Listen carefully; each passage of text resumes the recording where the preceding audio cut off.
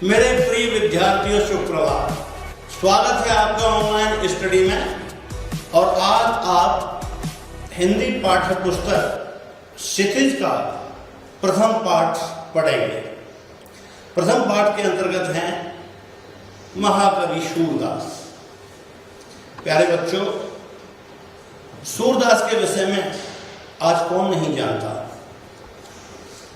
सूरदास जी का जन्म सन 1478 में माना जाता है। एक मान्यता के अनुसार उनका जन्म मथुरा के निकट रमकता या रेणुका क्षेत्र में हुआ, जबकि दूसरी मान्यता के अनुसार उनका जन्म स्थान दिल्ली के पास सीधी माना जाता है। ये महाप्रभु वल्लभाचार्य के शिष्य सूरदास जी उनके अष्टछाप के कवियों में सर्वाधिक प्रसिद्ध हैं। वे मथुरा और वृंदावन के बीच गौघाट पर रहते थे और श्रीनाथ जी के मंदिर में भजन कीर्तन करते थे। सन 1583 में पारसौली में उनका निधन हुआ था।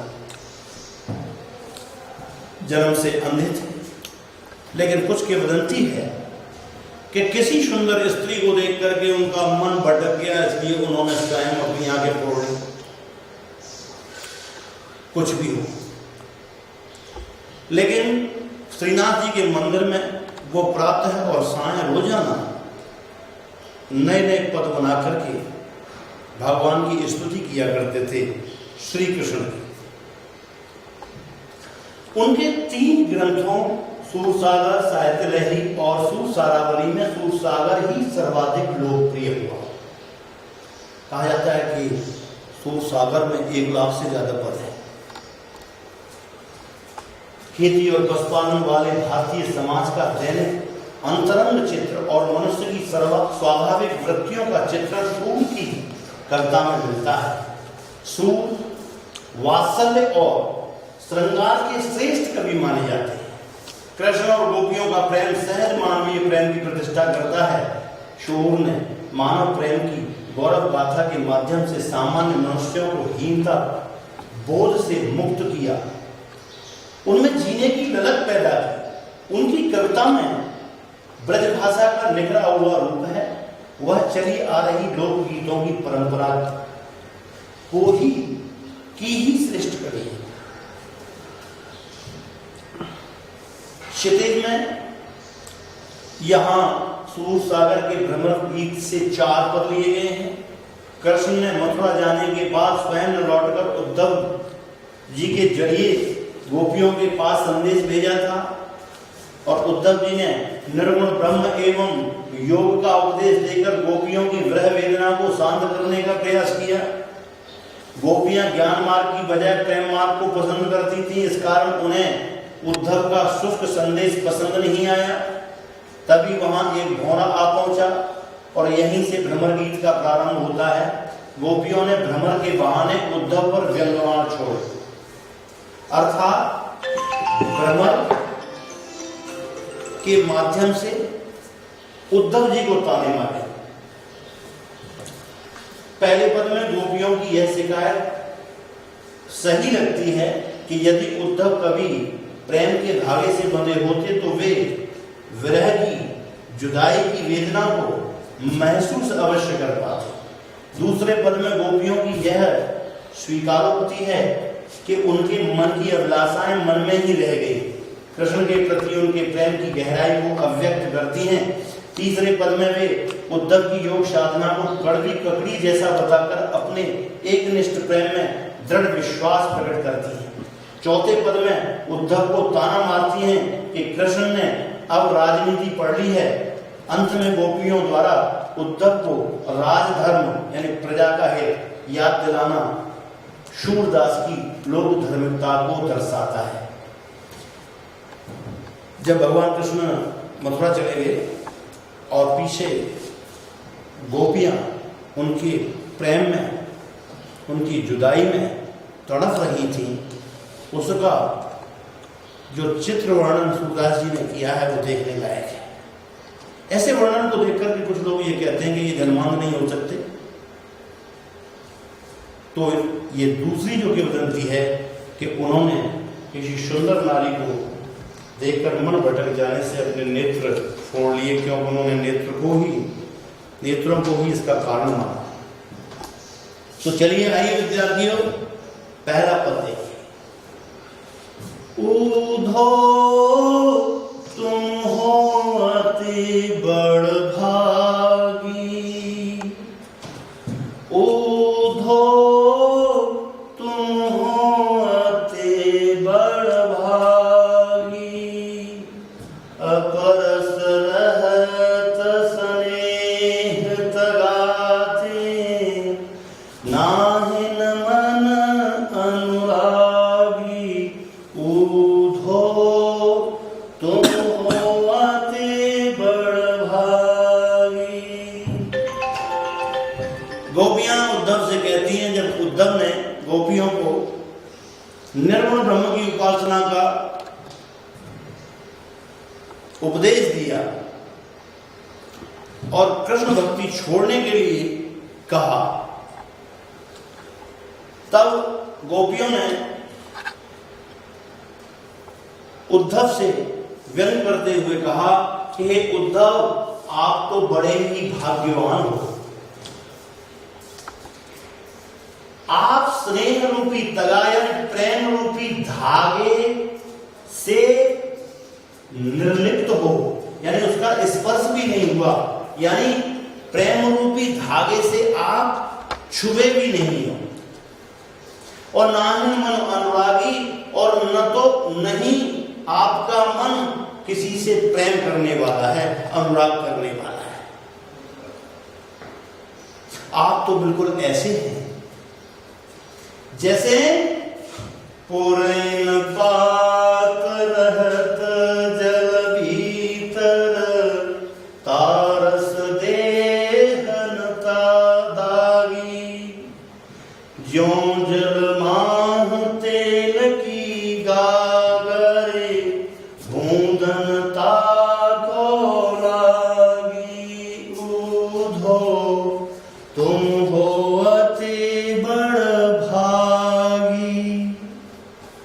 गोपियां कहती है कि हे उद्धव, आप तो पुरैन यानी कमल के पत्ते की तरह जल के भीतर रहते हुए भी जल की बूंदों से स्पर्श रहित हैं, यानी कमल के पत्ते पर जल की बूंद नहीं रुकती, लुढ़क जाती है।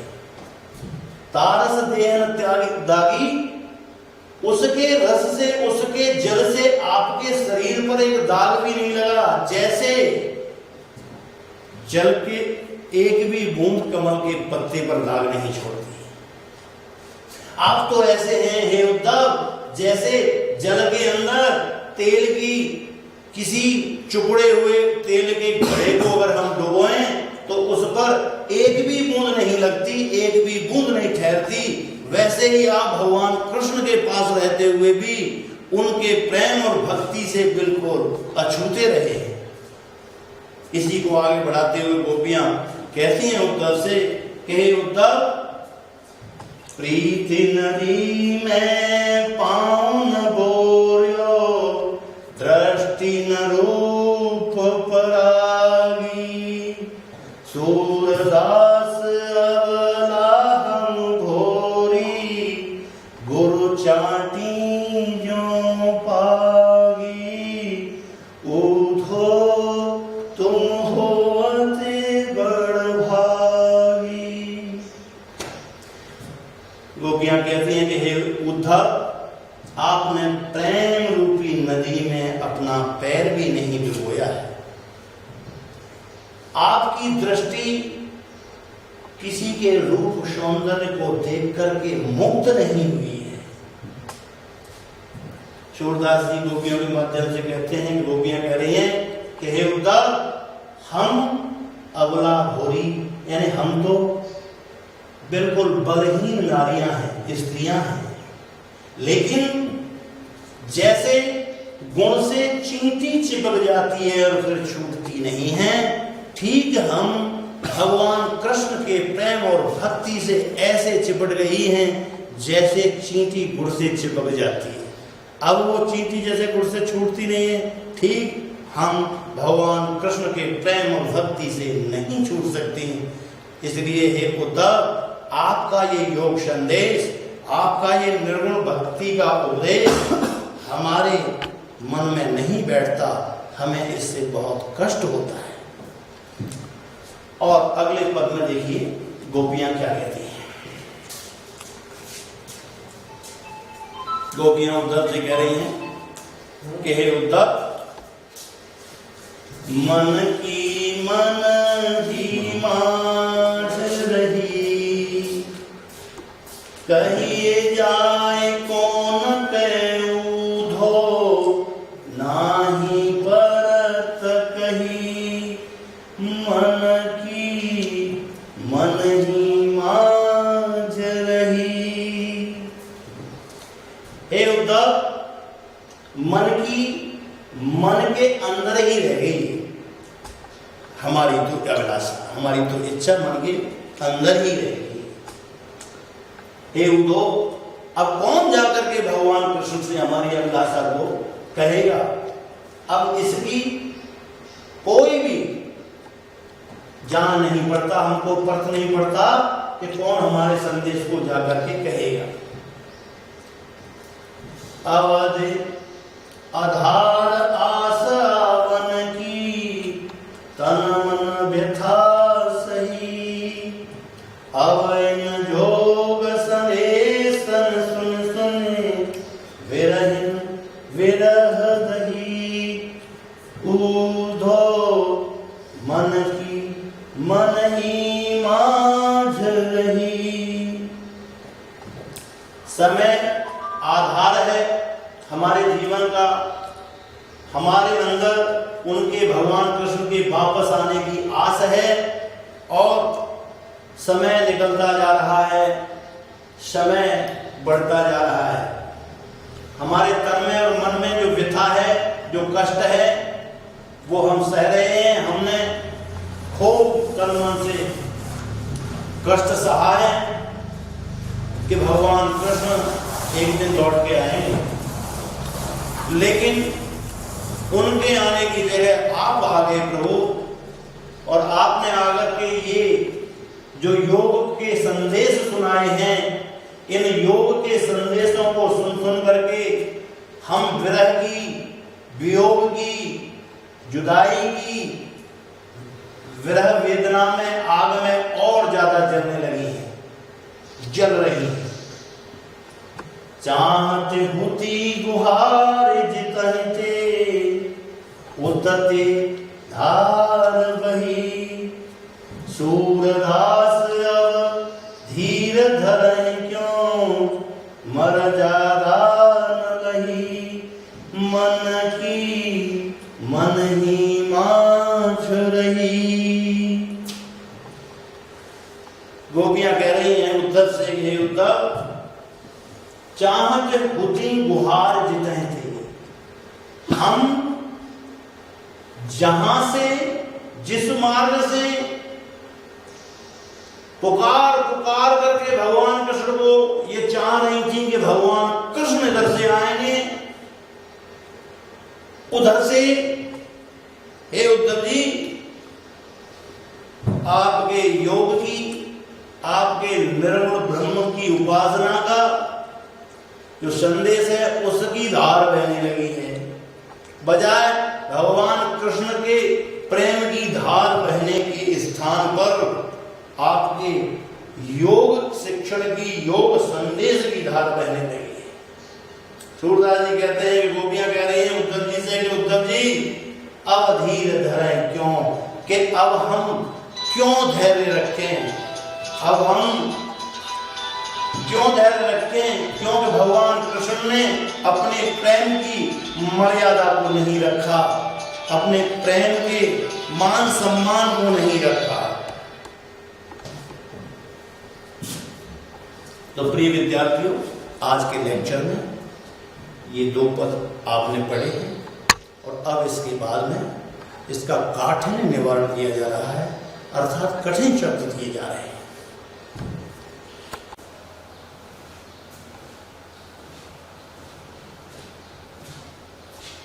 प्रिय विद्यार्थियों, अभी जो आपने 2 पद पढ़े हैं उनका काठिन्य निवारण आपके सामने प्रस्तुत है। कृपया श्वेत पट पर देखिए। पद संख्या 1, कठिन शब्द और उनके अर्थ। बड़भागी, बड़े भाग्य वाले।